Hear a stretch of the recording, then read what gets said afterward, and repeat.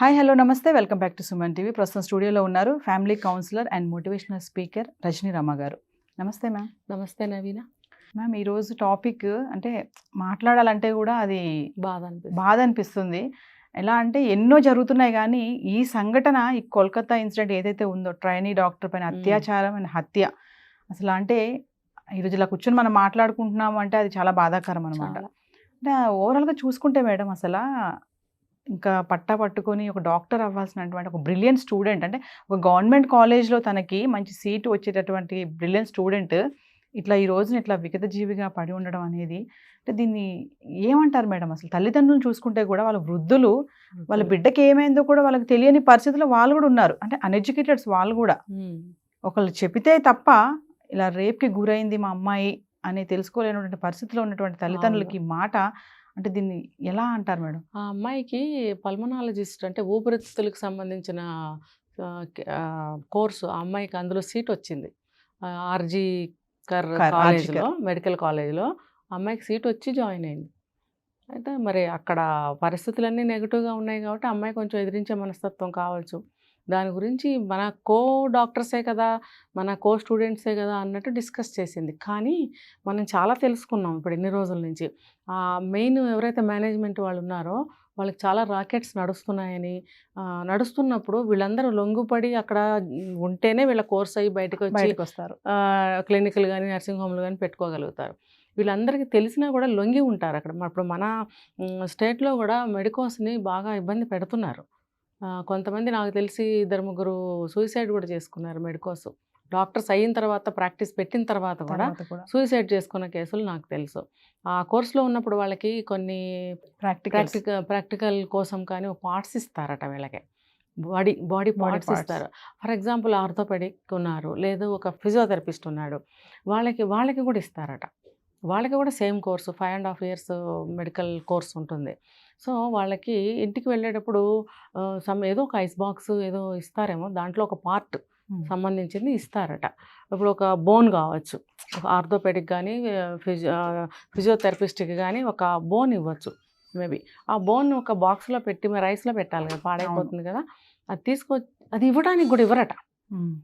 అంటే అక్కడ కూడా వాళ్ళు గ్రూపిజమ్స్, ఒక పార్షియాలిటీ, ఎవరైతే వాళ్ళ మాట వింటారో, ఎవరైతే వాళ్ళకి కాకబట్టి చెంచాగిరి చేస్తూ ఉంటారో వాళ్ళకి మాత్రమే ఫేవర్ చేస్తూ ఉంటారు, ఎక్కువ మార్క్స్ వేస్తుంటారు. ఎవరైతే ప్రొఫెసర్ చుట్టూ తిరిగి వాళ్ళకి ఏమన్నా పర్సనల్ వర్క్స్ చేస్తుంటారో ఇవన్నీ అన్నమాట. ప్రాక్టీస్ తెలియని వాళ్ళు, కమ్యూనికేషన్ స్కిల్స్ లేని వాళ్ళు, నార్మల్గా జెన్యున్గా చదువుకుంటుంటారు కదా, వాళ్ళకి ఇవన్నీ ఉండవట. ఏదో ఇస్తారు, అది ఇవ్వకపోతే మరి బాగుండదు కదా, అలా కూడా ఏడిపించి ఇస్తారట. అంత కష్టపడి వీళ్ళు డాక్టర్ అయిన తర్వాత కూడా బయటకు వచ్చి ప్రాక్టీస్ పెడితే కూడా ఇలాంటి హాస్పిటల్స్ కానీ, మెడికల్ కాలేజ్, గవర్నమెంట్ అయితే మెడికల్ కాలేజ్ అంటాం, మనకి ఇక్కడ గాంధీ మెడికల్ కాలేజ్ ఉంది, ఉస్మానియా ఉంది, ఇలా మరి అక్కడ జాబ్కి చేరినప్పుడు కూడా గ్రూప్స్ ఉండి ఏడిపిస్తుంటే, మాకు తెలిసిన ఒక ఆయన సూసైడ్ చేసుకుని చనిపోయాడు. పాప 2 పిల్లలు, తల్లిదండ్రులు, భార్య, వాళ్ళు అనాథలు అయిపోయారు. సో ఈ మెడికల్ కాలేజెస్ అనేవి, హాస్పిటల్స్ అనేవి పాపం ఎప్పుడు ఇలా ఏడిపిస్తూనే ఉన్నారు. ఎందుకో తెలియదు కానీ మనకి సినిమాలు కూడా వచ్చాయి ఈ గాంధీ హాస్పిటల్స్ మీద, వాటి మీద ఇవి జరుగుతున్నాయట. లోపల చాలా రాకెట్స్, మెడిసిన్స్ అమ్ముకోవడం కానీ, బెడ్స్, ఒక్కొక్క బెడ్ ఇంతగానే అమ్మడం కానీ, అంటే పేషెంట్స్కి, లేకపోతే ఏదైనా చిన్న కేసు వచ్చినా సరే డబ్బులు తీసుకోవడము. తర్వాత ఇప్పుడు మనం ఇందులో వింటున్నాం సెక్స్ రాకెట్స్ కూడా జరుగుతున్నాయి. ఇవన్నీ వీళ్ళ లోపల వర్క్ చేసే ఎవ్రీ పర్సన్కి, అంటే ఈ మెడికోస్ ఎవరైతే ఉన్నారో వాళ్ళకి తెలిసే ఉంటుంది, తెలియకుండా జరగదు. కాబట్టే వీళ్ళు కొమ్ము కాస్తూ ఉంటారు. మనం నోరు మూసుకోవాలి, నోరు తెరిస్తే మన లైఫ్ బెదిరిస్తారు, మీరు బయట మీకు లైఫ్ ఉండదు అని. సో ఆ పరిస్థితుల్లో వాళ్ళు తల ఉంచుకుంటారు. ఈ అమ్మాయి మౌమిత అనే అమ్మాయి ఎవరైతే ఉందో, తిను వాళ్ళతో తెలియక అమాయకంగా డిస్కస్ చేసింది, ఆర్గ్యూ చేసింది, డిస్కస్ చేసింది. వాళ్ళు ఒప్పుకోలేదు, వాళ్ళు బెదిరించారు, ఎదిరించారు, తిట్టారు, కొట్టారట కూడా. నువ్వు ఇలా చేస్తే మా లైఫ్ కూడా పాడవుతుంది అన్న యాంగిల్లో కొట్టుంటారు. ఈ అమ్మాయి ఎట్టి పరిస్థితుల్లో నేను బయటకు తీసుకొస్తానని ఎదిరించేటప్పటికి అమ్మాయిని తర్వాత బాగా కొట్టేశారు, పడేశారు. తర్వాత మనకి తెలుసు చాలా జరిగింది. అయితే ఎవరైతే సంజయ్ రాయ్ అని ఉన్నాడో వాడు ఒక సైకో, ఒక పిచ్చి వేధవ అని చెప్తున్నారు, వాళ్ళే చెప్తున్నారు. చెప్పినప్పుడు ఇలాంటి చూడండి మన సినిమాలో కూడా చూస్తుంటాం, వెధవ పనులు చేయడానికి ఒక గ్రూప్ని అపాయింట్ చేసుకుంటుంటారు. ఇప్పుడు వీడు టెంపరీ వాలంటరీ కింద వీడిని voluntary police civil volunteer madam Sanjay Roy. మరి అలా అపాయింట్ చేసుకుంటారు వీళ్ళు. ఎందుకంటే మనకి ఇక్కడ బ్యాంక్స్ కూడా చూస్తున్నాం, ఎవరైతే లోన్లు కట్టరో వాళ్ళ ఇంటికి వెళ్ళి బెదిరించడానికి ఒక గ్యాంగ్స్ ఉంటాయి, వాళ్ళని అపాయింట్ చేసుకుంటారు శాలరీ బేస్ మీద.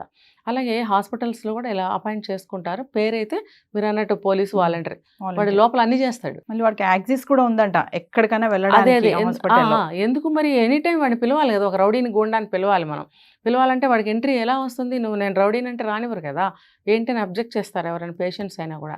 కానీ వీళ్ళు ఒక డిజిగ్నేషన్ ఇచ్చారు వాడికి, పోలీస్ అని, ఒక వాలంటరీ అని ఏదో. అప్పుడు వాడు ఎనీ టైం ఎనీవేర్ వెళ్ళేయడానికి యాక్సెస్ ఇచ్చారని మీరే అంటున్నారు. కాబట్టి వాడికి స్వతంత్రం ఇచ్చారు లోపల. కానీ 4th ఫ్లోర్లో లేదని చెప్తున్నారు. లేదని అన్నప్పుడు లాస్ట్లో వీళ్ళు ఆ సిచ్యువేషన్ బట్టి వాడిని అక్కడ కూడా రప్పించేశారు. సీసీలో మనకు కనపడింది. దానికన్నా బిఫోర్ సీసీలో డాక్టర్స్ వెళ్ళడం రావడం కూడా కనిపించిందని చెప్తున్నారు. అయితే ఈ ఒక పవిత్రమైన ఒక దేవుళ్ళు లాంటి డాక్టర్స్ని తయారు చేసి బయటకు పంపిస్తారు. అటువంటి ఒక దేవాలయమే అనుకుంటాం, డాక్టర్ దేవుడు అంటాం మనం. కాబట్టి చూడండి, లేడీస్ ఎన్ని ప్రాబ్లమ్స్ వచ్చినా ఒక మగ డాక్టరు ఎక్స్పర్ట్ అంటే ఖచ్చితంగా ఆయన దగ్గరికి వెళ్తారు, సిగ్గు బిడియం అన్నీ వదిలేసుకుని వెళ్తారు. ఎందుకు? ఒక భగవంతుడిని చూసి వెళ్తారు. కానీ ఇప్పుడు అనిపిస్తుంది అటువంటి డాక్టర్స్ మైండ్లో ఉంటాయేమో ఆలోచనలు కదా. చాలామంది డాక్టర్స్ ట్రీట్మెంట్ కోసం వస్తే రేప్ చేశారు పేషెంట్ అని వింటున్నాం, అక్కడక్కడ అదే టచింగ్ విషయంలో కూడా విన్నాం. మరి ఒక భగవంతుడిగా ఆలోచించి ఆడవాళ్ళ శరీరాన్ని అప్పచెప్పినప్పుడు వాడు భగవంతుడిగా ట్రీట్మెంట్ ఇచ్చి పంపించిన వాళ్ళు కూడా ఉన్నారు.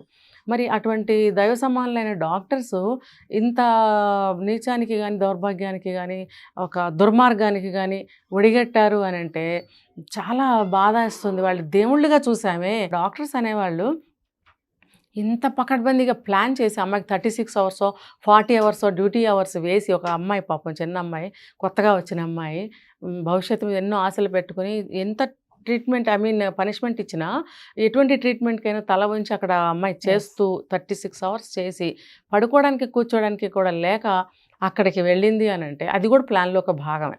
ఆ అమ్మాయి అటు వెళ్ళేటట్టుగానే ఏర్పాటు జరిగింది. చివరికి వీళ్ళు అనుకున్నది చేశారు, కొట్టారు, స్పృహ తప్పేలాగా పడేశారు, చంపేశారు పేక నులిమి అని. ఎందుకంటే ఆ పెనుగులాటలో ఇంకేమై బయటికి పారిపోతే ప్రమాదం అని చెప్పి ఏదో చేసుంటారు. అయితే తర్వాత చనిపోయిన తర్వాత ఈ సంజయ్ రాయ్ అనేవాడు ఒక పిచ్చివాడిగా, ఒక అమాయకుడిగా చిత్రించి వాడిని పిచ్చి సంజయ్ అని చెప్పి అలవాటు చేశారు జనానికి. అంటే ఇన్ ద సెన్స్ పేషెంట్స్తో సహా పిచ్చి సంజయ్ అని చెప్పుకునే అంత అలవాటు అయింది. అంటే అది ఎంతకాలం నుంచి వాడిని అక్కడ అలవాటు చేశారో చూడండి ఆ పాత్రలో. అంటే వాడు ఏం పిచ్చోళ్ళే, వాడు ఏం పట్టించుకోలే అన్న ఒక పాత్రని తయారు చేసి పెట్టుకున్నారు వాళ్ళు. ఎందుకు? పిచ్చోడు చేస్తే అది తప్పు కాదా మేడం? అంటే పిచ్చోడు అంటే ఒక అమాయకుడు అని ఆ యాంగిల్లో కూడా అనమాట. మనం అమాయకుడు పిచ్చోళ్ళు వాడికి ఏం తెలియదు అంటాం కదా, అలా అనమాట. అలా అని వాడిని ఒక పాత్రను పెట్టుకున్నారు వాళ్ళు. కానీ ఎప్పుడైనా సరే అలా అటువంటి అన్ని రకాలైనటువంటి రాకెట్స్ జరిగే ప్లేసుల్లో ఇలాంటి పిచ్చి గూండాలని, అంటే పిచ్చివాడు అమాయకుడు అనే ముసుగులో ఒక గూండాల్ని అపాయింట్ చేసుకుంటున్నారు వీళ్ళు. మన సినిమాల్లో చూసాము, కొన్ని కూడా వింటున్నాం బయట. కాబట్టి ఇదంతా అయిపోయిన తర్వాత వాడిని వదిలేరు. ఏంటి, ఒక వేటాడిన తర్వాత ఒక జంతువుని వదులుతారు కదా తినేయడానికి, అలాగనమాట. వదిలితే వీడు సైకో కదా, వీడు అటువంటి పోర్న్ వీడియోస్ చూస్తాడంట. ఏంటి, డెడ్ బాడీస్ చేస్తే ఎలా ఉంటుంది, లేకపోతే ఇంకొక రకంగా చేస్తే ఎలా ఉంటుంది, పిక్కు తిని దెబ్బలు కొట్టి బాగా చేస్తే ఎలా ఉంటుంది అన్న ఐడియాలతో ఉంటాడంట ఎప్పుడు. సరే వాడిని పంపించారు, వాడు ఏం చేసినా ఇప్పుడు వాడి మీద నెట్ వేయచ్చని. కానీ ఈ స్పర్మ్ ఏదైతే 150 ml ఉంది అని అన్నారో, ఇది నాకు వచ్చిన అనుమానం మాత్రమే అనుకోవచ్చు, చెప్పలేము దీన్ని. అంతమంది డాక్టర్స్ అటువంటి స్థితిలో ఉన్న ఒక అమ్మాయిని 1 by 1 రేప్ చేశారు అని అంటే నాకు ఇండివిజువల్గా నాకు నమ్మకం కలగటం లేదు. వాళ్ళు డాక్టర్స్ ఏమైనా చేయగలరు, టెక్నాలజీ తెలిసిన వాళ్ళు, మెడిసిన్ తెలిసిన వాళ్ళు, మెడికల్ తెలిసిన వాళ్ళు, సర్జరీస్ తెలిసిన వాళ్ళు. ఆ అమ్మాయికి అట్లా ఇంజెక్ట్ చేశారేమో స్పర్మ్ని ఏదో ఒక విధంగా తీసుకొచ్చి. అయితే ఇప్పుడు టెస్ట్ చేస్తే బయటపడదా అండి? ఇప్పుడు ఆ అమ్మాయికి అది టెస్ట్లో తేలింది, మన పోస్ట్ మార్టంలో తేలినప్పుడు ఎవరి మీద అయితే సస్పెక్షన్ ఉందో వాళ్ళందరి స్పర్మ్ని కూడా తీసుకొని ఇది కూడా తీసి వాళ్ళు మ్యాచ్ చేసి టెస్ట్ చేస్తే కూడా దొంగలు బయటపడతారు. సో అది మనకి సిబిఐకి ఇవ్వనే ఇచ్చారు, వాళ్ళేం వదిలిపెట్టరు. కాబట్టి ఇది చాలా దారుణమైన విషయము. మనము కేసు ఇది నేను చెప్పింది ఒక యాంగిల్, పోలీసు వాళ్ళకి ఏమైనా ఒక హెల్ప్ కూడా అవ్వచ్చు. లేకపోతే పెద్ద పెద్ద వాళ్ళు మాట్లాడారు, వాళ్ళకి కూడా వాళ్ళని ఈ చిన్న విషయం వాళ్ళకి కూడా హెల్ప్ అవ్వచ్చు. ఫర్దర్గా ఈ పెద్ద పెద్ద లాయర్లు, డాక్టర్స్ వీళ్ళందరూ కూడా ఆ కేసులో ఏమైనా హెల్ప్ చేయగలుగుతారేమో. అయితే మేడం ఒక విషయం చెప్పండి, ఇప్పుడు బయట చూసుకుంటే చాలా జుడో డాక్టర్స్ అందరూ కూడా స్లోగన్స్ పెట్టి చాలా నినాదాలు చేస్తున్నారు, మొత్తం దేశవ్యాప్తంగా కూడా జరుగుతున్నాయి కదా. వాళ్ళు ఏమంటారంటే మాకు సెక్యూరిటీ లేని దగ్గర మేము సర్వీస్ చెయ్యము, మేము చేసే పని దగ్గర హాస్పిటల్లో మేము చేసే వర్క్ ప్లేస్లో మాకు సెక్యూరిటీ లేకపోతే ఎలాగా అనేది ఒక నినాదం అయితే జరుగుతుంది. ఏం చెప్తారు దాని మీద? ఖచ్చితంగా. ఇప్పుడు వాళ్ళు డాక్టర్స్ తయారై బయటికి రాకపోతే ప్రపంచం ఏమైపోతుంది? ఇప్పుడు పాత ఎర్లీ స్టేజ్లో లాగా రోగాలు వచ్చి చనిపోవడమేనా? మరి ఇప్పుడు ఇన్ని రకాల రోగాలు వచ్చినా సరే బతికి బట్టగట్టి మళ్ళీ తిరుగుతున్నారు అని అంటే డాక్టర్స్ పుణ్యమే కదా. మరి అటువంటి డాక్టర్స్ తెగించి ఏ వేళ పడితే ఆ వేళ వచ్చి వైద్యం చేయగలిగే స్థితిలో మనం ఉంచగలగాలి. అది అన్ని డిపార్ట్మెంట్లే కానీ ఇంకా పెద్దవాళ్ళు కానీ అందరూ కూడా ఆలోచించాల్సిన విషయం. వాళ్ళకి పూర్తిగా వాళ్ళకి స్వేచ్ఛ కల్పించాలని నేను కూడా అంటాను. తర్వాత వాళ్ళ డాక్టర్స్ అన్యాయం చేస్తున్నప్పుడు ఇది పరిగణనలోకి తీసుకోవాల్సిన విషయమే. ఖచ్చితంగా ఇది తిరగబడటంలో జూనియర్ డాక్టర్స్ తప్పులేదు. మేము నెక్స్ట్ ఎపిసోడ్లో మనము పోస్ట్ మార్టంలో కొన్ని విషయాలు, కీలక విషయాలు తెలిసాయి, దాని మీద మనకి చాలా ఆర్టికల్స్ వచ్చాయి, న్యూస్ చూస్తూనే ఉన్నాము. నెక్స్ట్ ఎపిసోడ్ దాని గురించి మాట్లాడుకుందాం. నమస్తే.